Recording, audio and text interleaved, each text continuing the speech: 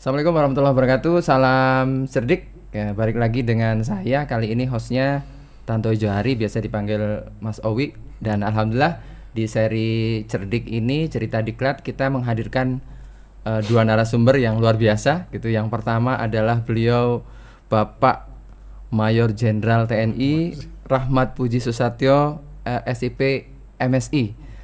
Beliau biasa dipanggil Komandan, Bapak Komandan. Gitu. Mohon izin nanti Bapak Komandan kalau kami memanggilnya Bapak Komandan. Kemudian narasumber kita yang kedua adalah beliau pengampu agenda 1 wawasan kebangsaan dan bela negara. Beliau adalah Ibu, kita manggilnya Bu Yulia gitu ya, Ibu Yulia Rustianingsih.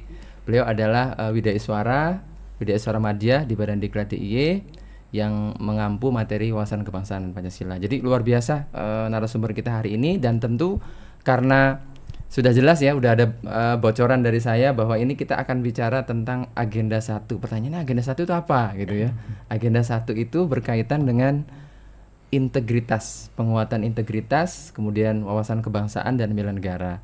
Dan tadi sudah saya sebutkan di sini ada Bapak Komandan Bapak Maijen Rahmat, yang beliau adalah saat ini masih menjadi Kabinda DIY. Jadi saya ngeri-ngeri sedap sebenarnya nih. Yang saya bayangkan adalah bintangnya beliau. Jadi tapi alhamdulillah saya sangat senang karena sepertinya pembicaraan kita akan panjang dan akan cair. Okay? Apa kabar Bapak Jenderal? Alhamdulillah baik. Alhamdulillah baik. Tadi sajanya Pak Komandan, kok manggilnya Pak Jenderal? Tapi saya koreksi pangkatnya, masih Brigadir Jenderal. Oh, masih Brigadir Jenderal. Oh, siap. Berarti tadi Mayor Jenderalnya doa buat kita semua, Bapak. Mudah-mudahan. Hampir, tinggal nunggu SK saja. Oh, amin. Mudah-mudahan SK-nya segera apa namanya? Turun, segera terbit sehingga bintang. Wah, saya udah bicara bintang itu ya. Nah, ini luar biasa nih Pak Jenderal. Saya kayaknya nggak jadi komandan Pak, saya manggilnya Pak Jenderal aja. Baik. Pak Rahmat aja. Oh, Pak Rahmat aja. Baik Pak. Nggak enak ya manggilnya Pak Rahmat ya. Nggak apa-apa kalau diizinkan ya. Baik Pak Rahmat, nun sewu. Saya mau cerita sedikit Pak Rahmat dan Bu Yulia bahwa kalau saya kan lahir di zaman Orde Baru ya. Jadi zaman Orde Baru artinya rata-rata produk lama ya. Produk lama. Jadi kalau anak-anak dulu dan mungkin saya yakin sampai sekarang ya, cita-citanya tuh paling enggak 4 lah ya. 4 kalau pikiran saya tuh. Utama jadi insinyur, jadi dokter, jadi tentara. Satu lagi jadi apa ya? Guru. Jadi guru. Jadi itu, dan saya jujur cita-cita saya dulu Pak Jenderal itu ingin menjadi TNI gitu. Karena pada saat kecil itu saya ingat Panglima TNI-nya masih Bapak Jenderal Faisal Tanjung ya, kalau nggak salah, bener ya. Bapak Faisal Tanjung itu sedang berkunjung ke kecamatan saya itu, ke salah satu pondok pesantren di situ. Terus saya melihat, wah keren banget ya, bintangnya 4. Terus saya nggak tahu nih yang kotak-kotak di sini tuh namanya apa gitu. Jadi saya waktu kecil itu, dan saya yakin anak-anak masa saya pasti mungkin lebih dari 50% lah, salah satu cita-citanya pasti menjadi seorang tentara. Kalau zaman dulu ABRI ya, masih masuk ABRI. Nah, oleh karena itu saya sebenarnya sebelum ke materi penguatan integritas ini Bapak Jenderal, saya ingin tanya profil dulu nih, boleh ya Bu Yulia ya? Kita tanya. Sebenarnya Bu Yulia ini narasumber merangkap host nanti ya. Jadi kita hostnya 2. Ngobrol bareng aja ya Bu Yulia ya. Kita tanya Pak Jenderal ya Bu Yulia. Saya penasaran nih Pak Jenderal. Kalau saya kan pengen jadi TNI, tapi nggak kesampaian ya. Karena dulu waktu SMA harus giginya harus rata katanya gitu ya, fisiknya harus kuat. Nah, saya nggak berani, tes aja nggak berani gitu. Nah, saya ingin cerita singkat ya tentang profil Bapak Jenderal, mungkin kecilnya seperti apa secara umum ya, sampai kemudian bisa menjadi TNI yang bintang 2. yang ada di pundaknya tuh ada bintang gitu ya, karena nggak semuanya bisa sampai bintang ya gitu. Mungkin monggo Pak Jenderal, saya silakan. Mas Tantowi. Tentara itu bukan cita-cita saya. Ini surprise. Ini adalah jalan hidup saya gitu. Jalan hidup, baik. Hidup gitu. Yang saya syukuri dan tidak saya sesali. Ya saya sekolah umum seperti biasa sampai kuliah, dan tidak terpikir sedikit pun misalnya kalau saya cita-cita tentara, saya mungkin daftar akademi militer, Apol gitu ya. Atau mungkin coba tes Caba gitu ya. Saya kuliah saja dan tidak masuk dalam hitungan saya untuk jadi tentara. Saya kuliah saja. Sama sekali nggak ada pikiran waktu itu ya. Kebalikan saya. Jalan hidup saya membawa itu. Akhirnya saya masuk Menwa, terus Ya setelah lulus ya, kayak tentara enak juga nih. Saya coba daftar. Ya biasalah orang habis lulus itu semua ijazah sebar sana sini. Oh Nah, iya, sudah betul. yang nyangkut ya sempat saya nyangkut ke Pemda lah. Gitu. Oh, Tes oke. bersamaan dengan tentara juga. Pada titik persimpangan saya harus pilih nih salah satu mana. Ya sudah. Oh. Bismillah saya pilih tentara. Dan itu pilihan yang tidak pernah sesali dan ya saya senang gitu di situ. Dan itu yang membawa saya sampai sini. Baik, Jadi baik. orang dari kampus yang jadi tentara. Kira-kira gitulah. Iya, baik. Jadi luar biasa. Jadi kalau ibaratnya malah tidak bercita-cita tapi menjadi tentara ya. Jalan hidup itu. Jalan hidup, jalan pengabdian. Tapi kemudian karena itu jalan hidup kan saya melihat ya tidak semua tentara bisa sampai pada titik yang punya bintang ya. Ada yang sampai melati, ada yang sampai ke bawah dan seterusnya. Kira-kira bukan kiat ya kita sebut ya apa perjalanan itu apa yang bisa kita pelajari Ya. sehingga Bapak bisa sampai kepada satu titik itu tadi. Yang jelas saya pertama lulus dari UGM itu kebanggaan saya. Itu cita-cita banyak anak muda lah untuk bisa sekolah di kampus kehormatan. Dan itu saya jaga kehormatan itu. Ketika saya masuk tentara ya saya jaga integritas itu. Kebetulan saya di Kopassus Mas lama ya.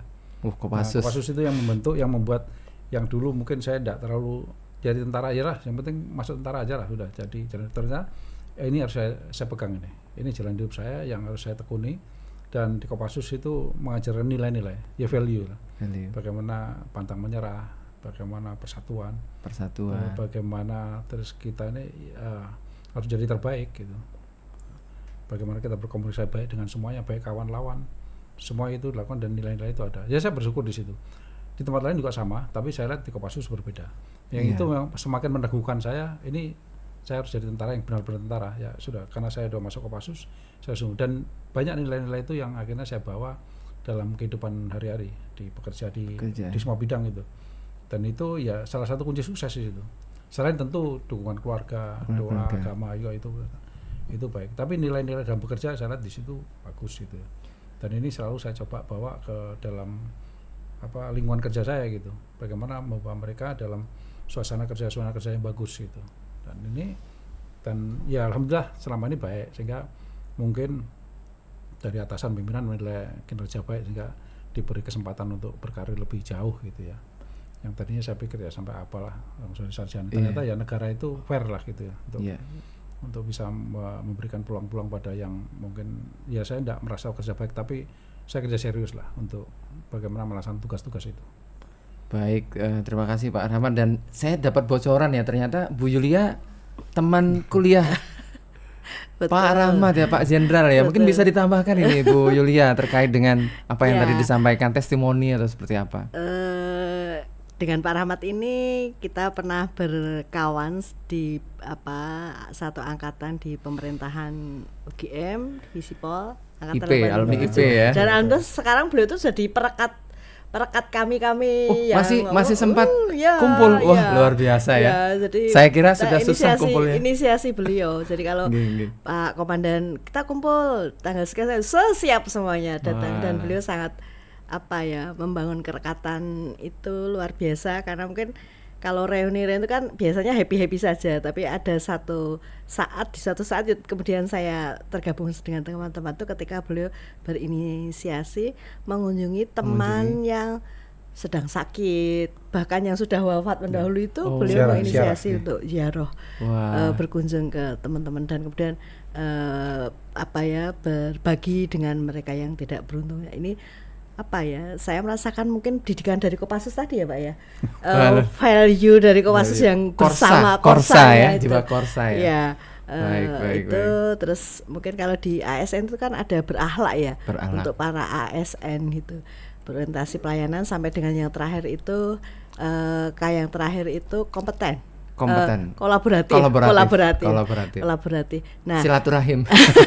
Nah, mungkin apakah itu kemudian bisa menjadikan value yang benar-benar melekat sebagaimana Pak Komandan, Pak Rahmat di Kopassus, sementara kita berakhlak itu benar-benar bisa nggak ya merekat di hati para ASN ini? Iya, benar tantangan bagi kita. Jadi ini menarik sekali Bu Yulia. Jadi kebetulan Bu Yulia pernah satu bareng kuliah, dan kebetulan Bu Yulia juga pengampu agenda tentang bela negara ya, sehingga saya yakin dari pembicaraan non formal sehingga membuat Pak Jenderal bersedia datang kemari itu, jadi saya sebenarnya secara spesial mengucapkan terima kasih juga kepada Bu Yulia gitu ya. Jadi Pak Jenderal berkah buat terima kasih, saya nggak menyangka Pak Jenderal bisa datang di podcast kita. Sekali lagi terima kasih, dan tepat sekali karena kita akan menyongsong di era pembelajaran yang baru terkait dengan pelatihan laser dan pelatihan kepemimpinan Pak Jenderal, dan berkaitan dengan tema kita bahwa kita di agenda 1 itu kan penguatannya adalah pada materi wawasan kebangsaan, bela negara, kemudian ada etika, integritas, yang tentu di dalamnya ada Pancasila, Undang-Undang Dasar dan seterusnya, itu menjadi bagian yang tidak terpisahkan. Nah, berangkat dari itu Bapak Jenderal dan mungkin Ibu Yulia nanti bisa menambahkan, kalau dari sisi Bapak Jenderal sebagai petugas negara, abdi negara yang sekarang bergerak di bidang intelijen, tentu ada informasi-informasi yang sangat penting mungkin yang bisa disampaikan ke kita bersama untuk penguatan materi agenda 1. Mungkin dilihat dari sisi penguatan integritas, mungkin mau berbicara tentang situasi terkini di DIY mungkin seperti apa. Monggo Bapak Jenderal. Ya saya senang, memang untuk pegawai, apalagi kan pelatihan latsar kan untuk pegawai CPNS itu ya. Mereka abdi negara, mereka ASN, mereka bergerak untuk negara, digaji negara, dan ya tujuannya membuat negara ini lebih baik gitu ya. Bagaimana integritas ini apa sih sebenarnya? Ini kan kesesuaian antara apa yang kita ucapkan, tindakan dengan nilai-nilai. Nilai itu ya bisa aturan gitu ya. Aturan negara, aturan di lembaga, aturan Tuhan juga gitu. Kalau sepanjang itu ada kesesuaian apa kita ucapkan, perkataan, perbuatan dengan norma, itu aman semua. Karena semua kan sudah diatur di semuanya. Nah, bagaimana di pendidikan itu menyelaraskan dengan itu supaya tahu ini ada aturan kayak gini. Terkait kamu sebagai abdi negara ini ada aturannya begini. Di kantor itu aturan begini. Nah, ini harus tahu. Aturan agama udah pastilah, itu masing-masing dia bawa gitu. Baik. Nah, ini nilai-nilai ini bagaimana menginternalisasikan mereka dalam sebuah pelatihan. Ini kan pelatihan singkat ini. Ya, tapi kan banyak nilai harus kita bawa gitu ya. Nah, tapi banyak nilai-nilai dasar. Namanya etika ya. Nah, itu bagaimana cara ya terkait dengan aturan-aturan, misalnya dia harus bisa menjaga bagaimana penampilan, etika, terus tidak boleh korupsi, larang-larang itu jelas, aturan-aturan jelas, administrasi jelas, dan itu bisa dibaca. Tapi bagaimana mereka ini paham dan bisa melaksanakan aturan itu semua bisa dilihat lah gitu ya. Aturan Tuhan aja ada kitab sucinya, bisa lah gitu ya. Aturan-aturan ini semua tertulis. Tapi kok banyak pelanggaran atau penyimpangan, itu kan apa salah peraturan? Ya tidak. Berarti ada ketidaksesuaian kan antara ini. Nah, ini yang perlu peranan lembaga. Latsar ini pertama kali nih, jadi ini tempat pertama mendidik. Tadi saya sampaikan latihan dasar gitu. Dasar itu kan gerbang. Ini gerbangnya pertama. Salah bentuk di awal akan salah sananya. Makanya ini begitu strategis menurut saya di lembaga seperti Badiklat atau lembaga-lembaga tempat lain lah yang menggodok orang-orang yang baru awal menjadi pegawai, bisa jadi tentara, bisa ASN, itu harus betul-betul baik, beri kesan baik. Makanya ini harus orang Pusdiklatnya, Badiklat harus integritas dulu, ini pegang dulu. Nah ini harus pegang omongannya. Kalau enggak nih, wah dosen ngomong tok itu, susah. Cuma ngomong ternyata prakteknya enggak gitu ya Pak Jenderal. Baik. Ini memang ya ini mengingatkan diri saya pribadi lah, gitu, supaya kalau saya ngomong ini kira-kira Rahmat bener nggak ngomongin kamu, udah bener lakukan nggak gitu kira-kira. Nah itu kan kontrol kita juga gitu. Nah, karena anak-anak sekarang kan pinter, itu bisa lihat dia itu, wah ini nggak bener ini karena aturan itu selalu bener, normatif semuanya kan sudah diatur gitu. Tapi untuk membuat kesesuaian ini kan perlu cara-cara, perlu teknik ya, untuk bisa ini bagaimana bisa selaras gitu. Kalau nggak anak selesai nggak bener nanti semuanya, kasihan itu negara itu karena dibayar, dilatih kayak gini, atau pegawai dapatnya pepesan kosong lah, nggak jelas itu, kacau deh. Berarti seperti yang Pak Jenderal sampaikan, berarti kan antara ya pikiran, perbuatan, perkataan itu menjadi satu kesatuan yang tidak bisa dipisahkan. Iya, selaras dengan norma-norma. Selaras dengan norma-norma itu ya, aturan itu. Dan kalau kita berbicara materi kaitannya dengan integritas itu, kira-kira selama ini apa nih Bu Yulia yang sudah dikuatkan berdasarkan tadi yang sudah disampaikan oleh Bapak Jenderal? Jadi kalau dari sisi terutama latsar dulu nih ya mulai. Substansi diklat, kita sebagai Widya Iswara Pengampu itu kan menyampaikan, melakukan edukasi kepada mereka, itu sudah ada alurnya yang harus kita lakukan sesuai dengan peraturan perkalan ya. Jadi ada modulnya itu sudah lengkap, mulai dari bela negara, wawasan kebangsaan, sampai dengan kemudian isu-isu kontemporer. Tapi ini sifatnya memang masih apa ya, luas gitu. Terus kalau tadi Pak Komandan, Pak Jenderal menyampaikan bagaimana kita Widya Iswara atau pengajar itu mampu untuk meyakinkan mereka, kemudian sampai pada tahapan mereka mau melaksanakan. Nah, ini mungkin kalau dari sisi itu tuh bisa ya. Kita dari sisi teorinya ya gitu.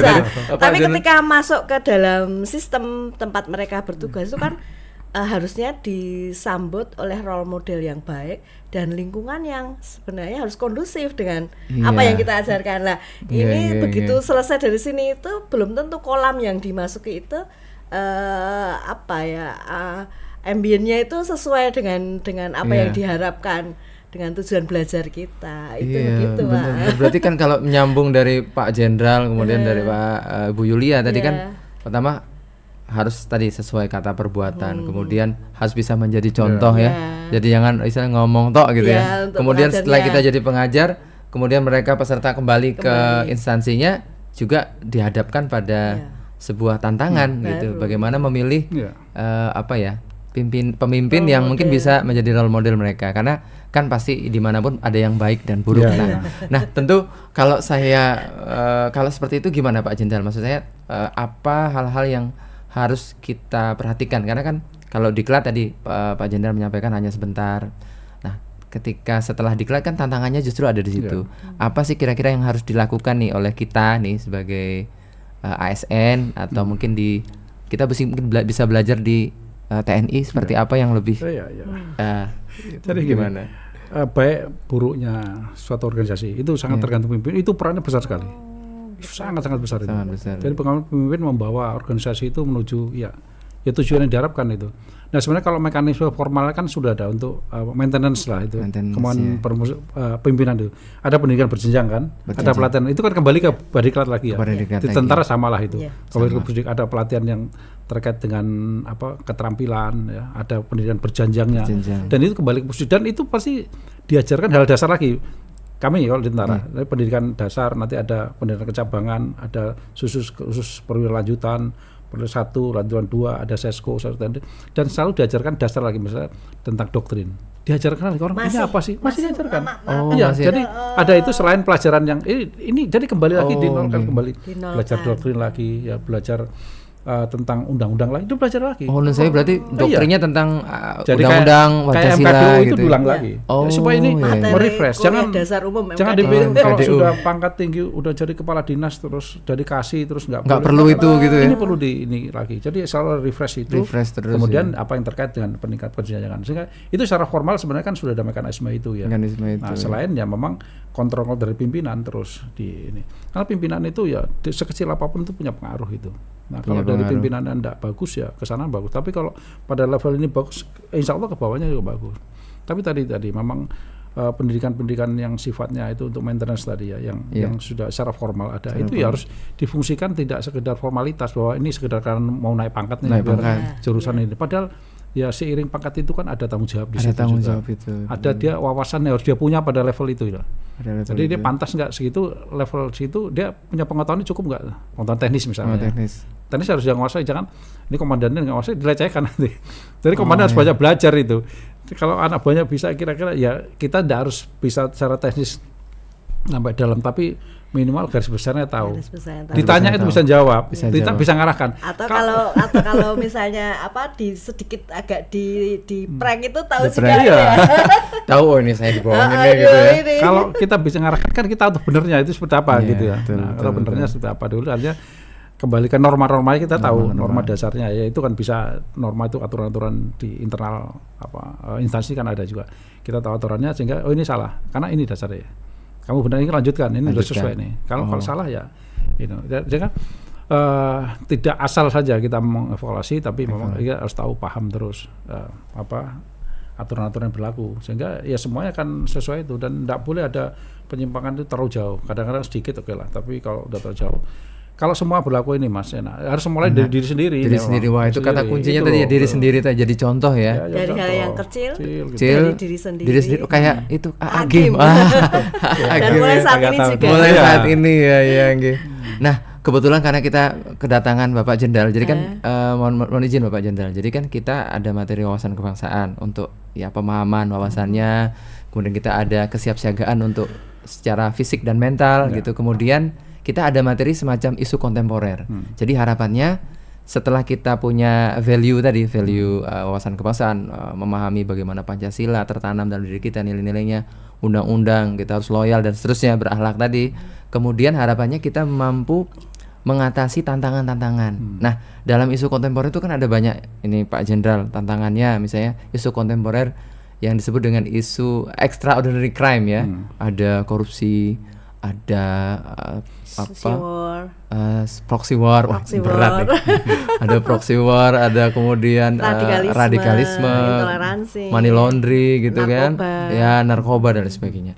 Itu kan semua tantangan-tantangan yang mungkin tidak hanya dihadapi oleh kita ya atau oleh ASN, tapi juga mungkin seluruh. Mungkin kita bisa satu persatu kita kupas ya, terlalu lama nanti ya. Mungkin secara umum aja. Jadi gimana? Contoh misalnya saya apa? Gitu. Di Jogja ini sudah hampir 2 tahun lah. 21 bulan. Saya banyak belajar di Jogja. Jadi Jogja Way. Jadi bagaimana penyelesaian cara Jogja itu luar biasa. Tadi saya sempat paparkan bagaimana potensi ancaman di Jogja itu luar biasa besar. Potensi biar sebagai potensi, tapi dia tidak menjadi ancaman yang terbuka gitu. Bagaimana mengelola ini? Di Jogja ini mengelolanya secara silent ya. Komunikasi baik. Pendekatan yang tidak gerusa-gerusu, kemudian pendekatan yang tidak menimbulkan masalah baru. Jadi bagaimana menyelesaikan masalah tidak menimbulkan masalah baru.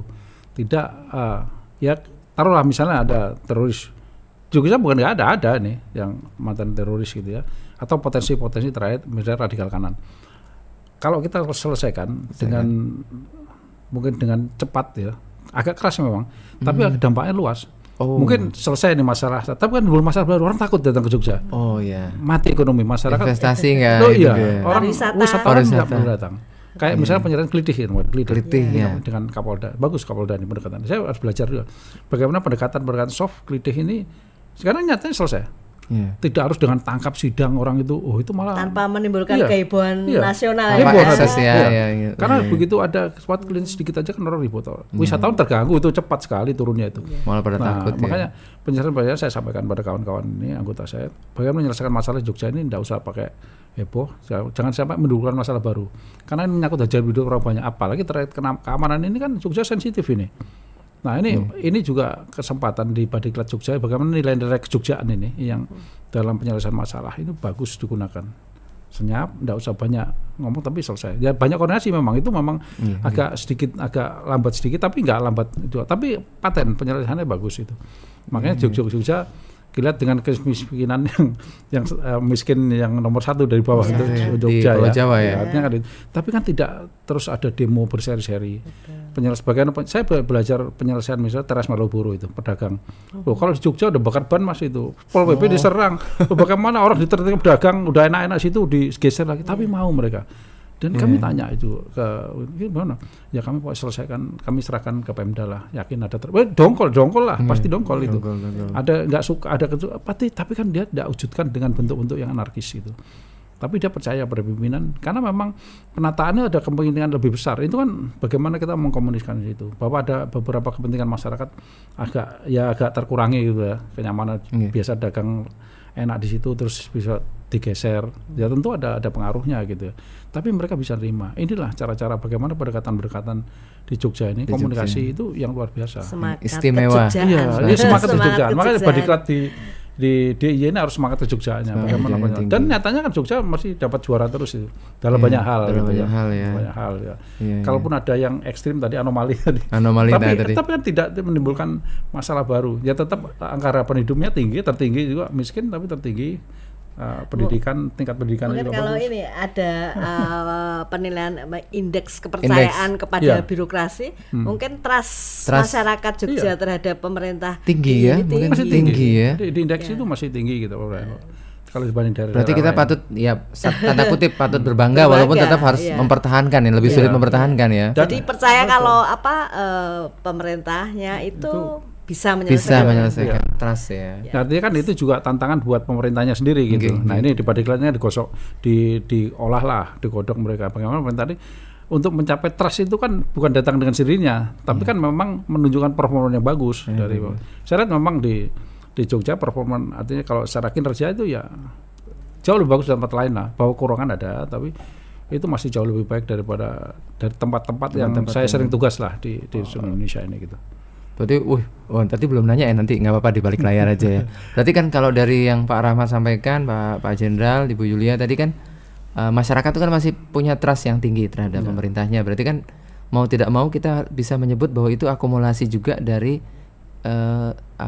integritas individu pemerintah itu tadi yang tergambar dalam instansinya kan begitu. Jadi integritas individu berpengaruh ke integritas interaksi kantor. Antar individu itu membuat dalam grup itu menjadi lebih mampu untuk melakukan kegiatan pelayanan sehingga menimbulkan trust itu tadi. Karena kan bagaimanapun juga wakil dari instansi itu ya masing-masing individu tadi ya. Mereka melihat profilnya, ini bisa dipercaya nggak nih pimpinannya gitu ya. Mungkin ya, ini kita patut berbangga. Tapi apa yang harus kita lakukan ini Pak Jenderal untuk bagaimanapun juga kan tadi Bapak Jenderal menyampaikan sebenarnya kalau potensi konflik pasti ada potensi-potensi yang mungkin, nah tentu kan itu ya mungkin kami tidak akan bertanya secara teknis ya intelijennya seperti apa, tetapi di situ kan salah satu kekuatan intelijen ya untuk mengantisipasi ada potensi terjadinya misalnya kerusuhan atau ada potensi terjadinya konflik.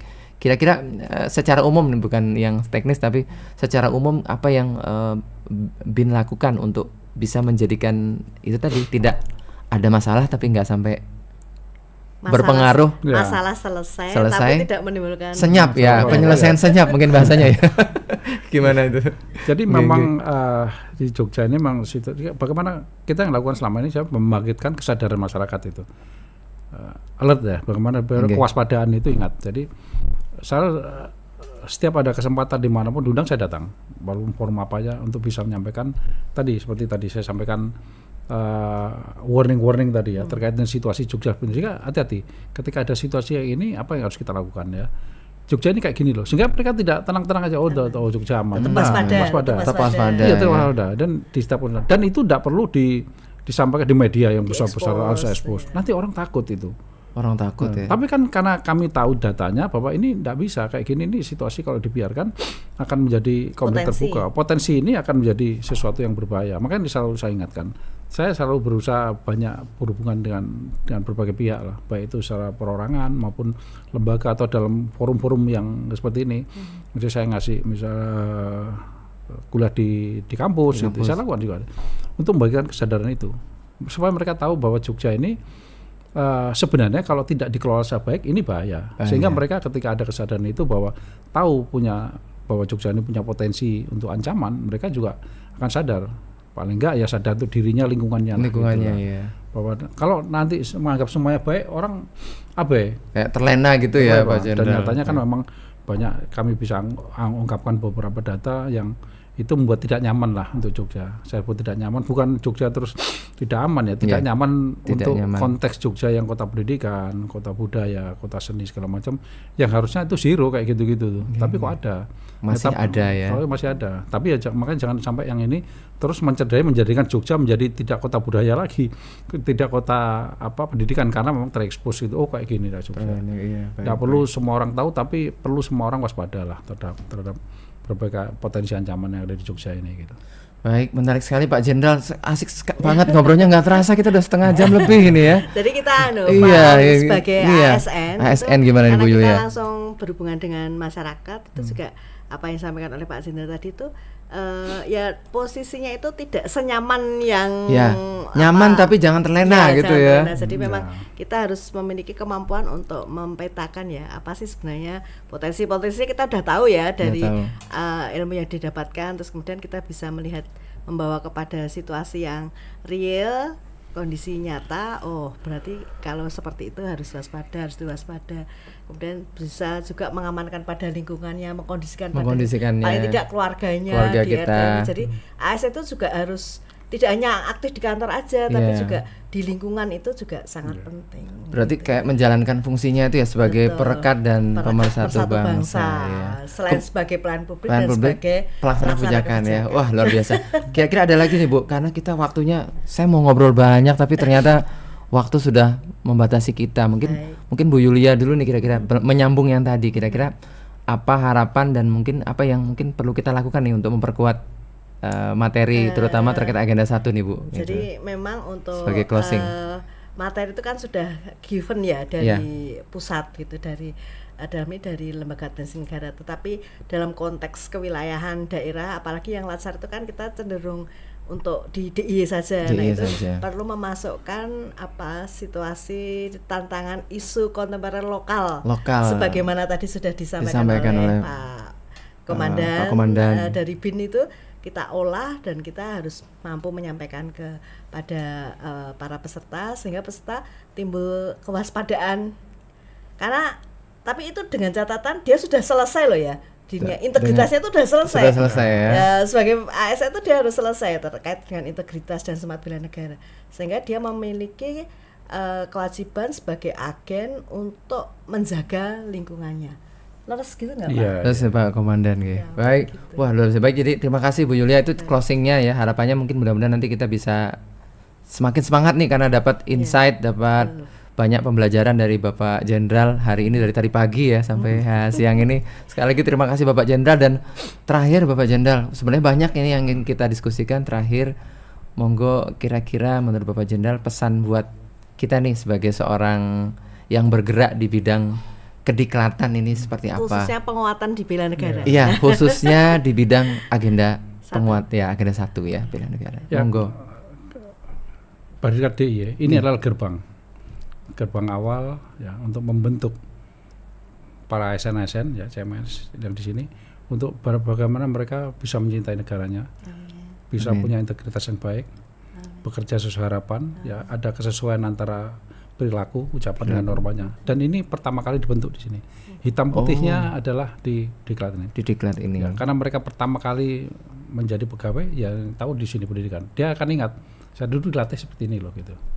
Nah ini mudah-mudahan. Dan kedua adalah bagaimana semangat Jogja ini bisa ditularkan. Nah, ini semangat baik. Jogja itu banyak hal baik yang bisa ditularkan kepada atau diberikan ya kepada para peserta didik nanti, sehingga mereka bagaimana menyelesaikan permasalahan-permasalahan secara Jogja. Jogja ini juara terus. Jadi semangat juara itu ada di Jogja. Ada di Jogja. Dan semangat penyelesaian masalah dengan tidak menimbulkan masalah baru. Itu hanya di Jogja. Karena pesertanya juga dari di luar Jogja ya. ya. Karena apalagi saya sangat berharap ini bisa DIY ini, Badikal DIY bisa menjadi contoh model lah bagaimana banyak orang di sini, banyak orang dari Nusantara ini bisa hadir di sini. Nah, semangat Jogja, bagaimana cara-cara Jogja orang menyelesaikan masalah, itulah yang memang kita harapkan. Sehingga semangat Jogja yang selama ini Jogja menjadi terbaik di dalam banyak hal itu akan dibawa ke daerah masing-masing atau dibawa ke tempat tugas mereka masing-masing. Dari Jogja untuk Indonesia. Nah, itu sudah. Keren. Baik. Wah, luar biasa. Sekali lagi terima kasih. Kita belum tepuk tangan dari tadi ya. Terima kasih. Kita tepuk tangan ya. Baik, terima kasih. Sebenarnya banyak hal sekali lagi yang mau kita bicarakan, dan tapi namanya cerita pasti ada akhirnya ya. Nah, begitu juga dengan podcast kita Cerdik, cerita diklat, cerita dan inspirasi. Tadi banyak cerita yang menginspirasi kita, mulai dari perjalanan para narasumber tadi, kemudian materi yang menarik, substansi yang kita bahas tentang agenda 1, terutama bicara tentang integritas dan lain sebagainya. Sekali lagi terima kasih Ibu Yulia, Bapak Jenderal. Semoga bisa mampir lagi ke podcast kita. Nanti kalau sudah di pusat ada sesuatu mudah-mudahan yang ditularkan betul, lagi. Mudah-mudahan tidak lupa sama kami ya yang ada di DIY. Terima kasih sekali lagi. Kita tutup ya teman-teman. Demikian. Assalamualaikum warahmatullahi wabarakatuh. Salam cerdik. Jogja Istimewa. Jogja Istimewa. Oke, tepuk tangan. Matur nuwun. Alhamdulillah.